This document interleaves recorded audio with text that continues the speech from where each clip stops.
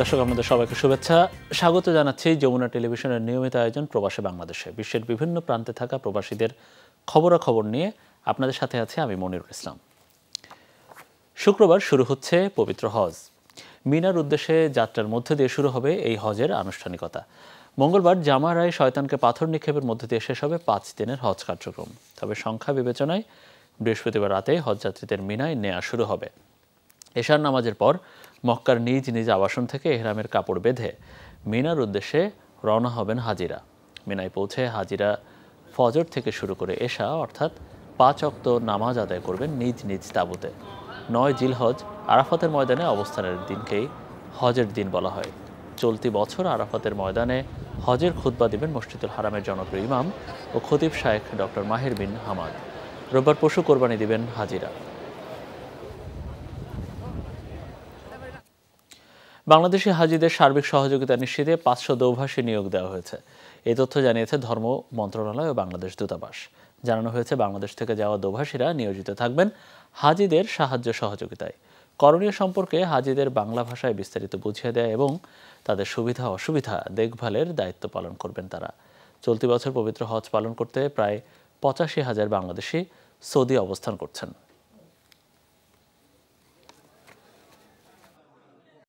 Saudi সরকার এবং বাংলাদেশ সরকার উভয়েরই যে সিস্টেমগুলো অত্যন্ত সুন্দরভাবে সম্পন্ন হয়েছে এবং আমরা সুন্দরভাবেই এখানে এসে পৌঁছেছি। মক্কার হজ অফিস থেকে সমস্ত কোঅর্ডিনেট করা হচ্ছে।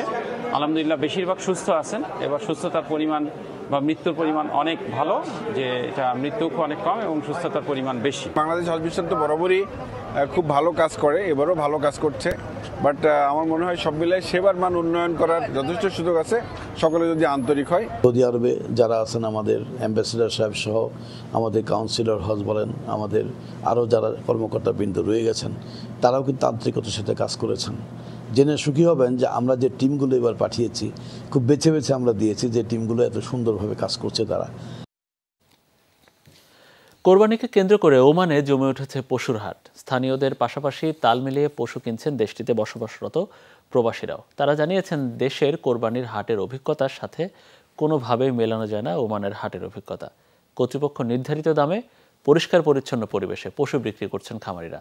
দেশের তুলনায় পশুর দামও কম বলে জানান প্রবাসীরা। ওমান থেকে সহকর্মী মোহাম্মদ রফিকুল্লাহর পাঠানো প্রতিবেদন। বিশাল এই পশুর হাট বসেছে মধ্যপ্রাচ্যের দেশ ওমানে। ঈদের বাকি আর 2 দিন, চলছে শেষ সময়ের বেচাকেনা। দেশের কোরবানির হাটের মতো নয় ওমানের হাটের চিত্র। নিয়ম মেনে চলছে নানা জাতের গরু, ছাগল, দুম্বা, ভেড়ার ক্রয় বিক্রয়। কর্তৃপক্ষ নির্ধারিত দামেই পশু বিক্রি করছেন খামারিরা। ক্রেতা বিক্রেতা কাউকেই দিতে হয় না হাসিল। তাই অনেকটা নিশ্চিন্তে ঝক্কিবিহীন বাজারের অভিজ্ঞতাই মিলছে প্রবাসীদের। আমরা অনেক স্বাচ্ছন্দ্য বোধ করি এখানে এসে কোরবানি পশু কিনা। এখানে আমি আমার বাবা, আঙ্কেল আর কিছু বন্ধুর সাথে আসছি। অনেক গরু দেখছি আর 2টা গরু নিব আর ভালো লাগতেছে। প্রতি বছরই এখানে আসি গরুর বাজারে, প্রত্যেক বছরই নিজেরা দেখেই গরু কিনতে পারি। এবার কোরবানির পশু মনে হয় পর্যাপ্ত পরিমাণে আছে। আশা করি ইনশাআল্লাহ ডিমান্ড আর সাপ্লাই সমান সমান থাকবে। আশা করি বাংলাদেশে 1.5 লাখ টাকার গরু 1 লাখ টাকা পাওয়া যাইতেছে। অনেকেই আগে ভাগে কিনে রেখেছেন কোরবানির পশু, আবার রাখার জায়গার অভাবের কারণে অনেকেই অপেক্ষা করছেন একেবারে শেষ মুহূর্তের জন্য। চাহিদা অনুযায়ী পশুর যোগান আছে পর্যাপ্ত, জানান সংশ্লিষ্টরা। পাকিস্তানি আছে, ইন্ডিয়ানি আছে, ওমানি আছে, খারেজিরা, বিভিন্ন ধরনের মানুষেরা আসতেছে। অনেক জমজম হইতেছে, মাশাআল্লাহ ভালো লাগতেছে। অনেকগুলো কাস্টমার আসতেছে, কথা বলতেছি। حيوان موجود أبقار، سيوس، أغرام، كل شيء سعر مناسب، عيد قريب ما شاء الله، حيوان حلو زين ما شاء الله، أمور طيبة। ওমানি গরু ছাগলের পাশাপাশি দেশটির পশুর হাটে ব্যাপক চাহিদা সোমালি ছাগল ও দুম্বার। তবে পছন্দের শীর্ষে আছে ইথিওপিয়ার গরু, জানান ক্রেতারা। দেশের তুলনায় ওমানে পশুর দাম কয়েক গুণ কম বলছেন প্রবাসী বাংলাদেশিরা। তবে গেল বছরের তুলনায় এবার দাম একটু বেশি বলেও জানান অনেকে। মোটামুটি একটা রিজনেবল প্রাইসে এখান থেকে গরু কিনা যায়। খুব সুন্দর পরিবেশ, কোনো ধরনের ঝামেলা হয় না। আমাদের বাংলাদেশের মতো তেমন একটা ঝামেলা হয় না, এখানে ঝামেলা মুক্তভাবে গরুটা কেনা যায়। রাজধানী মাসকাটের আল বারাকা, সালালা, নেজওয়া, সেন, ইব্রা, সোহার সহ সব জেলা শহরে বসেছে পশুর হাট। চলবে ঈদের আগের দিন পর্যন্ত। ইফাতারা খন্দকার, যমুনা নিউজ। অবৈধ অভিবাসী প্রত্যাবাসন কর্মসূচির আওতায় মালয়েশিয়া থেকে নিজ দেশে ফেরত পাঠানো হলো 61,054 জন প্রবাসীকে। দেশটির ইমিগ্রেশন বিভাগ জানিয়েছে এই তথ্য। প্রত্যাবাসন কর্মসূচির আওতায় চলতি বছরের 31 ডিসেম্বর পর্যন্ত 500 রিঙ্গিত জরিমানা দিয়ে নিজ দেশে ফেরত যাওয়ার অনুমতি দিয়েছে। ঘোষণা অনুযায়ী দেশে ফিরতে হলে সরাসরি অ্যাপয়েন্টমেন্ট নিতে হবে ইমিগ্রেশন বিভাগ থেকে। সঙ্গে নিয়ে যেতে হবে ওয়ান ওয়ে এয়ার টিকিট ও পাসপোর্ট। যাদের পাসপোর্ট নেই তাদের নিজ নিজ দেশের হাইকমিশন থেকে সংগ্রহ করতে হবে ট্রাভেল পারমিট। এই কর্মসূচির আওতায় বিভিন্ন দেশের প্রায় 3 থেকে 4 লাখ অবৈধ অভিবাসী মালয়েশিয়া ছাড়বে বলে দেশটির অভিবাসী দপ্তরের ধারণা। এ পর্যন্ত দেশে ফিরতে নিবন্ধন করেছে 70,379। সৌদি আরবের সড়ক দুর্ঘটনায় চাঁদপুরের হাইমচরের 3 জন নিহত হয়েছেন। আর আলিফ শহরে কর্মরত 3 প্রবাসী প্রাইভেট কারে একটা জায়গায় যাওয়ার সময় সড়ক দুর্ঘটনায় মারা যান। নিহতরা হলেন উপজেলার চরভাঙ্গা গ্রামের ইসমাইল ছোয়ালের ছোট ছেলে সাব্বির, বর্ডারপুর এলাকার সবুজ এবং কমলাপুর গ্রামের রিফাত। স্বজনরা জানান কয়েক বছর আগে পরিবারের হাল ধরতে তারা সৌদি আরব পাড়ি জমান। মরদেহ দেশে দ্রুত ফিরিয়ে আনার তাগিদ জানান পরিবার। যুক্তরাজ্যে অনুষ্ঠিত হল north England Bangladeshi TV journalist অ্যাসোসিয়েশনের দ্বিবার্ষিক সাধারণ সভা ও নির্বাচন। ওল্ডহ্যামের স্থানীয় একটি হলে এই আয়োজন হয়। অনুষ্ঠানে সভাপতিত্ব করেন সংগঠনের সভাপতি প্রেসিডেন্ট শেখ সুরত মিয়া আসাদ। সঞ্চালনা করেন সাধারণ সম্পাদক মোহাম্মদ কলন্দর তালুকদার। অনুষ্ঠানের প্রথম পর্বে বিগত 3টি কমিটির কার্যক্রমের প্রশংসা করেন বক্তারা।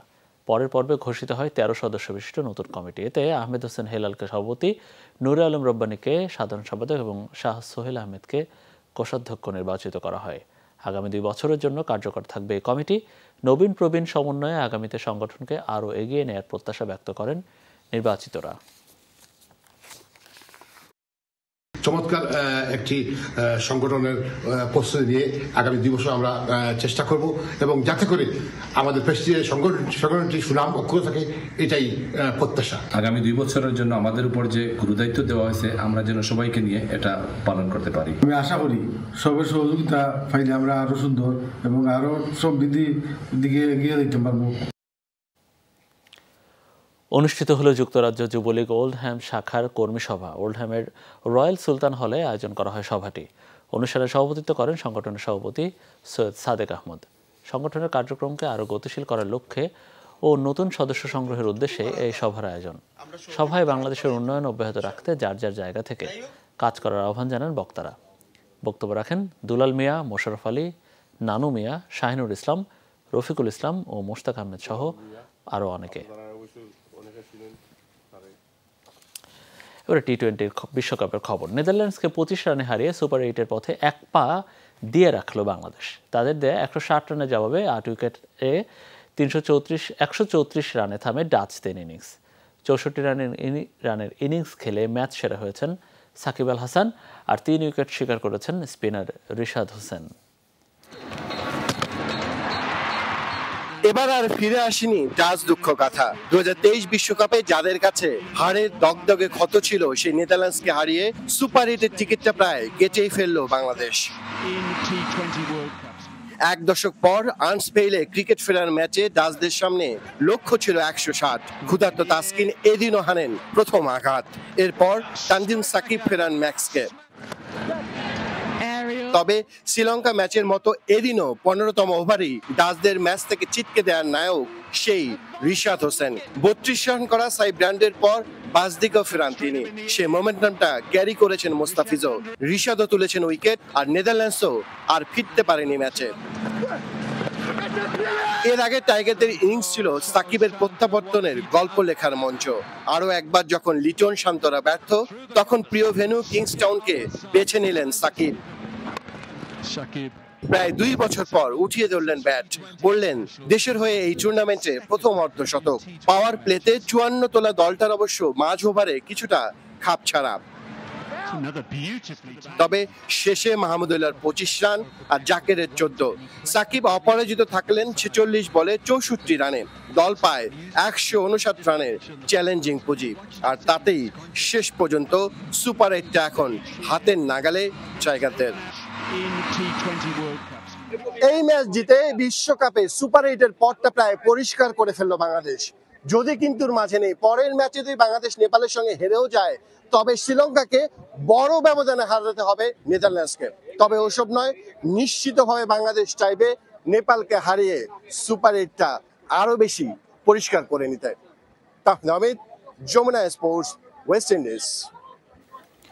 19 মাস আর টি-20 ইনিংস 20 ইনিংস পর টি-20তে 50-র দেখা পেলেন সাকিব আল হাসান। তার অপরাজিত 64 রানের ইনিংস এই দল পেয়েছে বড় লড়াই করার পুঁজি। সবাই যখন তার শেষের শুরু দেখছিলেন তখন সাকিব জবাবটা দিলেন টি-20 ক্যারিয়ারের 13তম 50 হাঁকিয়ে, যা তার আন্তর্জাতিক ক্যারিয়ারের 100তম 50। পাশাপাশি প্রথম বাংলাদেশি হিসেবে আন্তর্জাতিক টি-20তে 2500 রানের মাইল ফলক পূর্ণ করেছেন সাকিব আল হাসান। প্রত্যাবর্ত নাগাতে তার থেকে ভালো আর কে জানেন। ঢাকঢোল নয়, পারফরমেন্সই যেন বলে আমি এসেছি ফিরে। ইতিহাস তো তাই বলে, যতবারই যখনই ফিরেছেন এসেছেন বীরের বেশে, যেন আধার রাত্রি শেষে ভোরের সূর্য হাসে। এবারও তার ব্যতিক্রম হয়নি। বাজে সময়ের ঘূর্ণিপাকে যেন আটকা পড়েছিলেন সাকিব আল হাসান। কিছুই যেন কিছুতেই হচ্ছিল না, ব্যাটটা মোটেই কথা শুনছিল না। টি-20তে শেষ কবে ব্যাট উঁচিয়ে ধরেছিলেন তাও যেন ভুলতে বসেছিলেন। মাঠের বাইরে তাই কত কানাঘুষা, তীরের মতো বেয়ে আসছিল সমালোচনা, কত বিদ্রুপ, কত টিপ্পনি, কত জনের কত কথা। অনেকের চোখে তো তিনি ফুরিয়ে আসছিলেন। সাবেক ভারতীয় ব্যাটার বীরেন্দ্র সেহবাগ তো লজ্জায় তাকে অবসর নিতেও বলে দিলেন। কথাগুলো নিশ্চয়ই তার কানেও পৌঁছেছিল। প্রবল জেদকে তাই হয়তো মনের মাঝে পুষে রেখেছিলেন সাকিব। কে না জানে চ্যালেঞ্জ নেওয়া সাকিবের বরাবরই ভয়ঙ্কর। এবারও তার ব্যতিক্রম হলো না। সফলতার থেকে বড় প্রতিশোধ আর কি বা হতে পারে? সাকিব আল হাসানও হয়তো তা ভেবেই শান্ত রেখেছিলেন নিজেকে। সব সমালোচনার জবাব যেন ব্যাট হাতে দিলেন তিনি, যেন বললেন মাইক্রোফোনে নয়, আমি মাঠে কথা বলি ব্যাটে। এবারও সাকিব ফিরলেন তেমন করেই, সেই রাজকীয় ভঙ্গিতে দলের হয়ে বিশ্বকাপের প্রথম 50 আসলো তার ব্যাটে। 38 বলে পৌঁছেছেন এই মাইল ফলকে। 19 মাস আর 29 দিন পর আন্তর্জাতিক টি-20তে ব্যাট উঁচিয়ে ধরলেন বাংলার সাকিব আল হাসান। শেষ পর্যন্ত সাকিব অপরাজিত ছিলেন 46 বলে 64 রানে। সেই সাথে দলকে এনে দিয়েছেন এবারের আসরের সর্বোচ্চ পুঁজি। অবাক হবার কি আছে? সাকিব তো এমনই, এমনটাতে সাকিবকে মানায়। চ্যালেঞ্জ দিয়ে তাকে আটকাবে কোন বাধায়? এখানেই তো সাকিবের ভিন্নতা, এই জন্যই তো সাকিব সেরা, বিশ্ব সেরা। Tahmid Ahmed, Jamuna sports, Saint Vincent, West Indies. অর্থনৈতিক উন্নয়ন, কৃষি ও পরিবেশ বিষয়ে জাপান সফরের অভিজ্ঞতা কাজে লাগাবে বাংলাদেশের তরুণরা। বৃহস্পতিবার সন্ধ্যায় জাপান রাষ্ট্রদূতের বাসায় আয়োজিত এক অভিজ্ঞতা বিনিময় অনুষ্ঠানে জাপানের সাথে অভিজ্ঞতা বিনিময়ের কথা শোনান বাংলাদেশের তরুণরা। 2023 সালের 3টি দলে ভাগ হয়ে 22 জন শিক্ষার্থী, গবেষক ও সরকারি বেসরকারি পর্যায়ের কর্মকর্তারা জাপান সফর করেন। সফরে কৃষি, অর্থনৈতিক উন্নয়ন ও পরিবেশ বিষয়ক বিভিন্ন কার্যক্রমে যুক্ত হন তারা। অভিজ্ঞতা বিনিময়ের সময় বাংলাদেশকেও ইতিবাচকভাবে কিভাবে এগিয়ে নেওয়া যায় সে লক্ষ্যে কাজ করার কথা জানান তরুণ প্রতিনিধিরা। এ সময় বাংলাদেশে নিযুক্ত জাপানি রাষ্ট্রদূত ইয়োয়ামা কিমিনিরো বলেন, বাংলাদেশের সাথে মানুষে মানুষে যোগাযোগ বৃদ্ধির কার্যক্রম হিসেবে এই ধারা চলমান থাকবে। এখন পর্যন্ত প্রায় 200 বাংলাদেশি এই কার্যক্রমে অংশ নিয়েছে। Japan has invited future leaders in different countries across the region. বিভিন্ন দেশের সম্ভাবনাময় তরুণদের সাথে সহযোগিতা বৃদ্ধি করবার জন্যই জাপান এই অঞ্চলের ভবিষ্যৎ নেতাদের আমন্ত্রণ জানায় কর্মসূচিতে। আমি দৃঢ়ভাবে বিশ্বাস করি জাপান থেকে যে জ্ঞান অর্জন করেছে তরুণরা তাই দেশের এবং মানুষের উন্নতির জন্য কাজে লাগাবে। এছাড়া জাপান ও বাংলাদেশের মধ্যে আরও গভীর আলোচনা এবং পরবর্তী সহযোগিতার উন্নয়নে সহায়ক হিসেবেও কাজে দেবে এই সফর। Japan is providing. দর্শকেরা, এই ছিল আমাদের প্রবাসী বাংলাদেশের আয়োজনে। এতক্ষণ আমাদের সাথে থাকার জন্য আপনাদের সবাইকে অনেক অনেক ধন্যবাদ।